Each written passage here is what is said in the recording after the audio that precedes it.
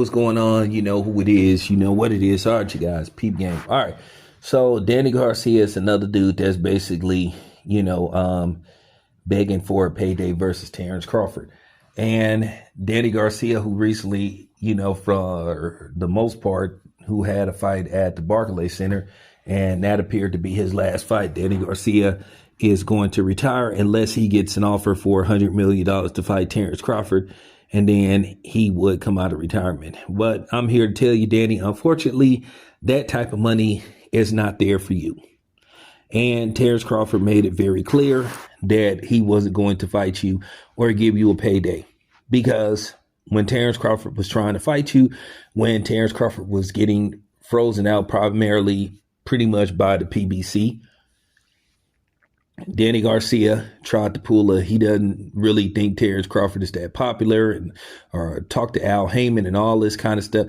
Danny Garcia had an offer on the table for $3 million to fight Terrence Crawford. That was just to fight Terrence Crawford.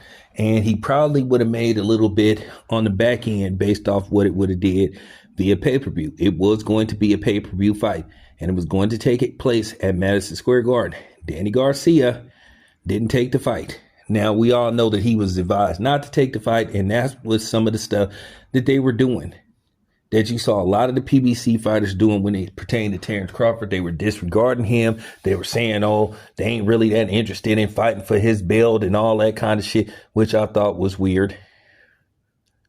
We don't really acknowledge the WBO belt and all that kind of crap. So you just heard a lot of those dudes downplaying Terrence Crawford, not only as a fighter, but as a man. All this, Cold War stuff, all this network battle and promotional battle, talking about he on the wrong side of the street and all that goofy shit. It just sounded weak. And I found it very weak. And I like Danny Garcia as a fighter, but just like the other dudes, he was pulling a weak move. But we all know who was pulling his strings behind the scenes.